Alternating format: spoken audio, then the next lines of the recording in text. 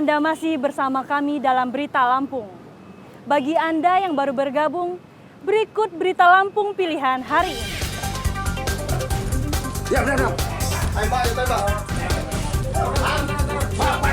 Sarang komplotan pencuri motor di Melinting, Lampung Timur digerebek polisi. Seorang tersangka bersembunyi di atap rumah.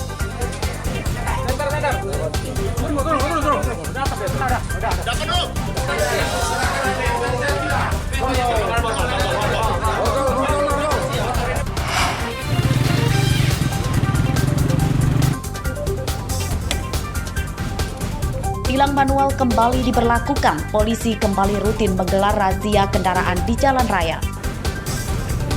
Ya, nanti Bapak.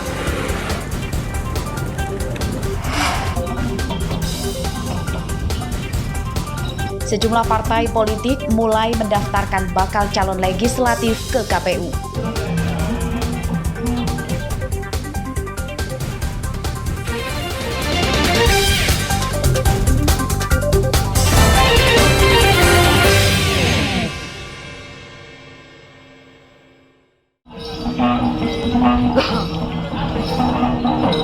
Menjelang pemilu 2024, partai politik mulai mengajukan bakal calon legislatif ke KPU. Kamis pagi, Partai Demokrasi Indonesia Perjuangan atau PDIP Pringsewu mendaftarkan 40 bakal calon legislatif ke KPU setempat. Pendaftaran bacalek berlangsung meriah. Untuk mendapat perhatian warga, para bacalek diarak dengan pentas kuda lumping yang dimulai dari kantor DPC PDIP Pringsewu hingga kantor KPU. Hari ini PD Perjuangan mendaftarkan lengkap setiap dapil penuh sebanyak 40 calon. Dan terima kasih kepada teman-teman dari KPU bahwa kami sudah disambut dengan baik, dikasih minum, dikasih makan dari dalam. Terus setelah diperiksa berkas kami dinyatakan lengkap, kami ucapkan terima kasih. Terus selanjutnya kami akan mempersiapkan hal-hal yang diperlukan untuk kelengkapan yang lain.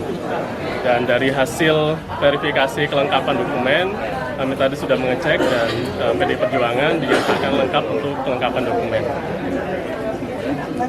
Untuk selanjutnya nanti Pak, ada dari PD Perjuangan ini? Setelah ini ada Partai Nasional Demokrat, Nasdem. Jadi setelah PD ini selesai, nanti kita akan menerima pendaftaran untuk Partai Nasional Demokrat. Sementara itu di Bandar Lampung, Partai Keadilan Sejahtera atau PKS mendaftarkan 85 orang bakal calon legislatif ke KPU Provinsi Lampung. PKS mendaftarkan 100% kuota anggota DPRD Provinsi pada pemilu 2024 mendatang. Pendaftaran bacalek dilakukan oleh pengurus tinggi PKS Lampung dan berkas pendaftarannya dinyatakan lengkap oleh KPU. Pada pemilu 2024, PKS menargetkan 15 kursi di DPRD Provinsi Lampung. 85 bakal calon tersebut sudah diajukan, sudah didaftarkan melalui sistem silon KPU, dan setelah diperiksa seluruhnya memenuhi syarat. Partai Nasional Demokrasi atau Nasdem mendaftarkan 600 orang bakal calon legislatif untuk tingkat DPRD Kota, Kabupaten, Provinsi, dan DPR RI ke kantor KPU Lampung. Selain pengurus tinggi partai, para bacalek yang didaftarkan juga ikut ke kantor KPU. Mereka mengenakan atribut penutup kepala khas berbagai daerah di Indonesia. Ketua DPW Nasdem Lampung Herman HN mengatakan berkas pendaftaran 600 orang bacaleknya diterima dan dinyatakan lengkap oleh KPU. Kita sudah mendaftarkan calon DPRD Provinsi Lampung, ini nasional, DPR RI, hari sama, jam sama, DPR Provinsi dan Kabupaten Kota serentak, tanggal 11 jam 11 Mei 2023. Hingga Kamis siang baru 3 partai yang telah mendaftar bakal calon legislatif ke KPU Lampung, yakni PDIP, PKS, dan Nasdem. Pendaftaran bakal calon legislatif untuk pemilu 2024 berakhir pada Sabtu 13 Mei besok lusa. Tim Liputan melaporkan dari Pringsewu dan Bandar Lampung.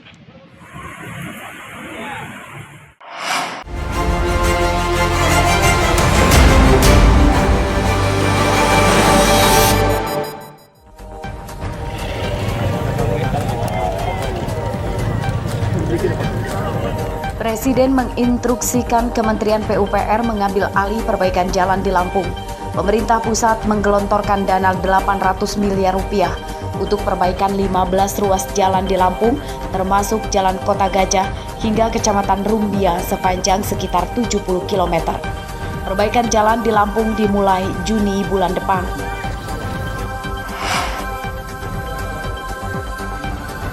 Gaya hidup mewah Kepala Dinas Kesehatan Lampung, Raihana Wijayanto, berbuntut panjang. Senin siang, ia memenuhi panggilan KPK di gedung KPK Jakarta. Raihana diminta penyidik KPK mengklarifikasi terkait laporan harta penyelenggara negara miliknya. Informasi pemanggilan Raihana oleh KPK dibenarkan Gubernur Lampung, Arinal Junaidi. Gaya hidup mewah Kepala Dinas Kesehatan Provinsi Lampung terungkap dari cuitan akun Twitter @partai_sosmed yang menyebutkan bahwa harga tas second yang dikenakan Raihana itu mencapai 200 juta rupiah. Raihana pun jadi sorotan publik dan foto-fotonya yang gentrik di media sosial banyak menuai komentar negatif dari netizen. Wanita yang menjabat Kepala Dinas Kesehatan Lampung selama 14 tahun itu pun sempat ditegur Gubernur Arinal Junaidi pada Senin pekan lalu terkait gaya hidup mewahnya.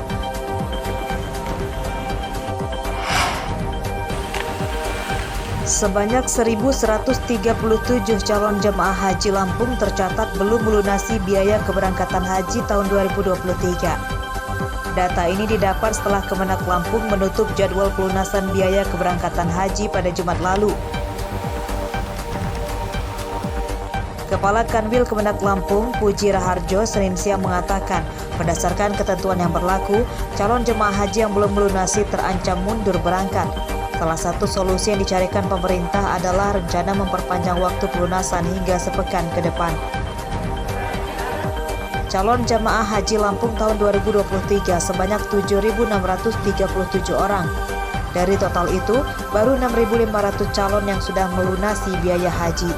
Sementara sisanya 1.137 orang belum melunasi biaya keberangkatan haji.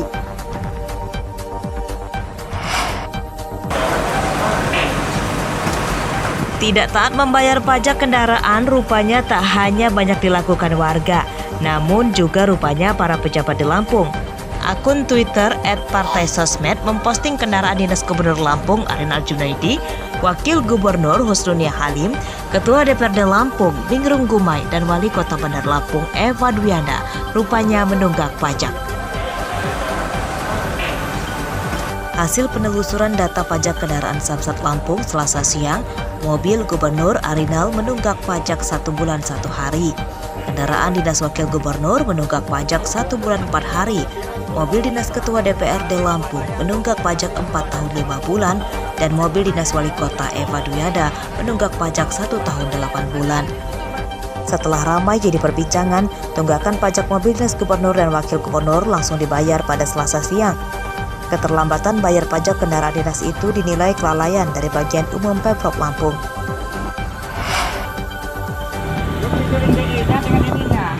Mobil pasang bendera partai. Mobil pemerintah ini. Dugaan penyalahgunaan kendaraan dinas terjadi di Bandar Lampung.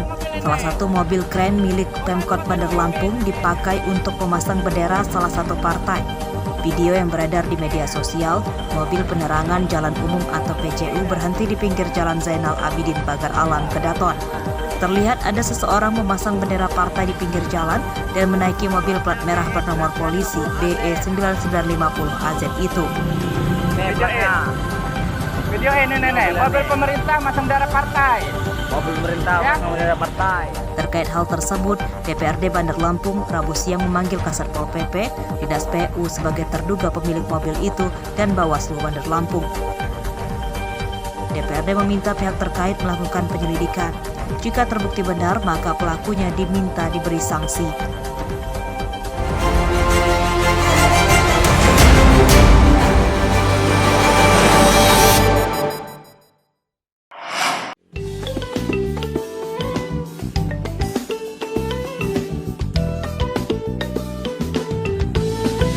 Sungguh cantik Muli atau gadis Lampung asal pesisir barat ini. Kecantikannya semakin bersinar karena kain tapis yang dipakai sangat mewah dan elegan.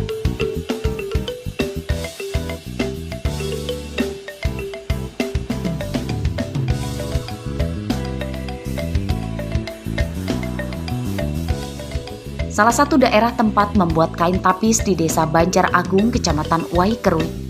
Para perajin umumnya sudah menekuni membuat kain tapis sejak puluhan tahun silam, dan keahliannya itu didapat dari diajarkan orang tuanya secara turun-temurun. Selain menjaga tradisi, menenun tapis juga menjadi mata pencaharian mereka.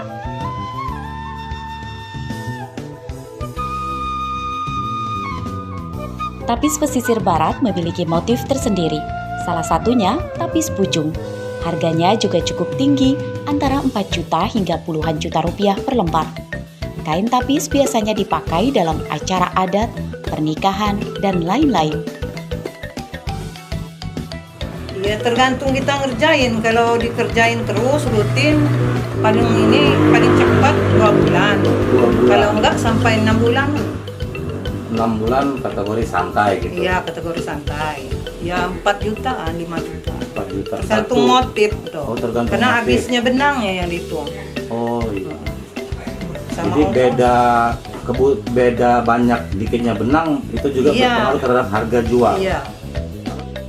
Aparatur desa berharap ada perhatian lebih pemerintah supaya perajin tapis bisa terus mempertahankan tradisi itu. Bantuan modal dan pemasaran sangat dibutuhkan para perajin. Ini harapan kami supaya jangan sampai warisan leluhur kita ini hilang, supaya anak-anak istilahnya anak-anak muda kita bisa belajar, minimal tahu istilahnya cara menenun ataupun menjahit tapis ini. Jangan sampai di kemudian hari giliran ibu-ibunya sudah nggak bisa baru mau belajar. Meski kain tapis kini sudah masuk ke dalam warisan budaya tak benda Indonesia pada 2015 silam, perlu perhatian lebih untuk terus mengenalkannya kepada kaum muda supaya tidak tergerus zaman. Rosandi melaporkan dari pesisir barat.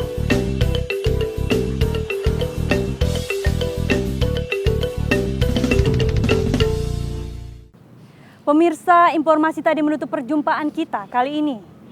Saya Iin Hermayani beserta redaksi yang bertugas berterima kasih. Selamat beraktivitas kembali. Sampai jumpa.